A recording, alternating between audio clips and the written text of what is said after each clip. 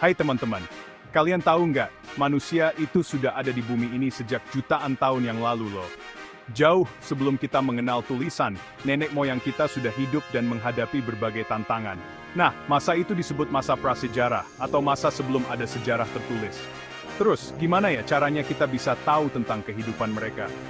Nah, para ahli arkeologi dan sejarawan meneliti fosil, benda-benda peninggalan, dan jejak-jejak lain yang mereka tinggalkan untuk mengetahui gambaran masa lalu. Masa prasejarah di Indonesia itu sangat menarik dan beragam loh. Penemuan fosil manusia purba seperti Pithecanthropus erectus di Trinil, Jawa Timur, membuktikan bahwa Indonesia sudah dihuni manusia sejak zaman Pleistosen, zaman es besar. Selain itu, banyak juga ditemukan peralatan dari batu, tulang, dan logam, yang menunjukkan bagaimana manusia purba di Indonesia beradaptasi dengan lingkungan dan menggadangkan kumai. Supaya lebih mudah mempelajari masa prasejarah, para ahli membagi waktu berdasarkan periodisasi geologi dan temuan artefak. Jadi secara geologis, masa prasejarah itu terbagi menjadi beberapa zaman, yaitu zaman Arkaicum, Paleozoikum, Mesozoikum, dan Neozoikum. Nah, zaman Neozoikum khususnya zaman Tersier dan Kuarter, menjadi fokus utama dalam studi prasejarah, karena pada masa inilah manusia purba muncul dan berkembang. Pembagian zaman ini membantu kita memahami perubahan iklim, lingkungan, dan jenis tumbuhan dan hewan yang ada pada masa itu. Informasi ini sangat penting untuk mengetahui bagaimana manusia purba beradaptasi dan bertahan hidup. Teman-teman, kalian tahu artefak. Artefak itu adalah benda-benda hasil budaya manusia purba, seperti alat-alat, senjata, perhiasan, dan gerabah. Melalui artefak, kita bisa tahu seberapa maju teknologi, kepercayaan, dan seni pada masa itu. Berdasarkan jenisnya, artefak masa prasejarah di Indonesia dapat dibedakan menjadi dua zaman, yaitu zaman batu dan zaman logam. Zaman batu dibagi lagi menjadi Paleolitikum, Mesolitikum, batu tengah, Neolitikum, batu muda, dan Megalitikum, batu besar. Zaman logam ditandai dengan penggunaan logam seperti perunggu dan besi untuk membuat alat dan senjata. Bagian 4 dari berburu hingga menempa logam, pola kehidupan manusia purba. Pola kehidupan manusia purba di Indonesia terus berkembang dari masa ke masa.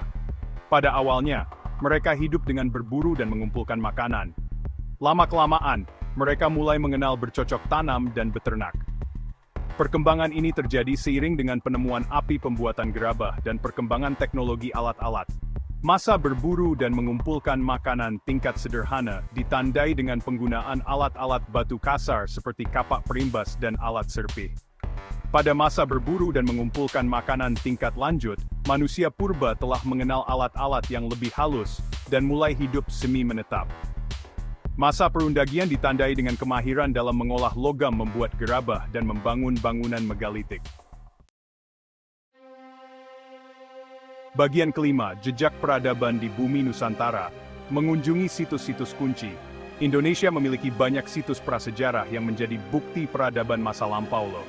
Situs-situs ini tersebar di berbagai wilayah, seperti Pacitan, Nganjoken Modinger, dan Abris Sosroch. Situs Pacitan di Jawa Timur terkenal dengan penemuan kapak genggam. Situs Ngandong di Jawa Tengah merupakan situs penemuan fosil manusia purba dan alat-alat serpih. Joken Modinger adalah tumpukan sampah dapur berupa kulit kerang yang menggunung dan menjadi bukti adanya kehidupan manusia purba di pinggir pantai. Abris Sosroch adalah gua-gua yang pernah dihuni manusia purba, ditandai dengan peninggalan lukisan dinding dan alat-alat dari batu. Bagian keenam, warisan masa lampau untuk masa depan. Mempelajari masa prasejarah bukan hanya untuk mengetahui masa lalu, tetapi juga untuk memahami proses evolusi manusia dan perkembangan kebudayaannya. Pengetahuan ini penting untuk membangun masa depan yang lebih baik. Dengan mempelajari jejak-jejak peradaban masa lampau, kita dapat belajar dari kesalahan, menghargai warisan budaya, dan membangun peradaban yang berkelanjutan. Mari kita jaga dan lestarikan situs-situs prasejarah dan artefaknya sebagai bukti sejarah dan warisan budaya bagi anak cucu kita nanti. Sekarang, mari kita gali lebih dalam tentang zaman-zaman berbeda yang membentuk planet kita dan bentuk kehidupannya. Zaman Arkaicum menandai periode paling awal dalam sejarah bumi. Zaman ini ditandai dengan pembentukan kerak bumi dan atmosfer primitif. Zaman ini meletakkan dasar bagi perkembangan kehidupan, menyiapkan panggung untuk evolusi biologis di masa depan. Beralih ke zaman Paleozoikum, kita menyaksikan ledakan kehidupan yang dramatis, baik di lautan maupun di daratan. Zaman ini menyaksikan kemunculan beragam kehidupan laut, tumbuhan darat pertama, dan arthropoda awal, membuka jalan bagi ekosistem yang lebih kompleks.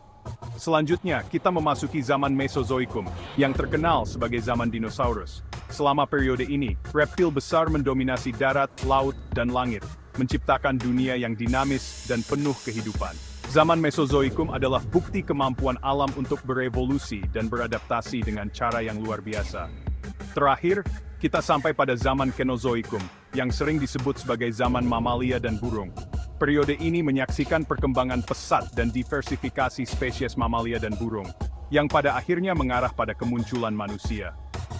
Zaman Kenozoikum terus membentuk dunia kita saat ini, memengaruhi keanekaragaman hayati dan ekosistem yang kita lihat di sekitar kita.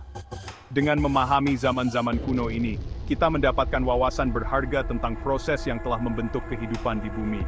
Hal ini membantu kita menghargai kompleksitas dan ketahanan sejarah planet kita. Saat kita merenungkan periode-periode penting ini, menjadi jelas bahwa perjalanan kita melalui waktu bukan hanya studi tentang masa lalu, tetapi wayan jana krian untuk masa depan kita.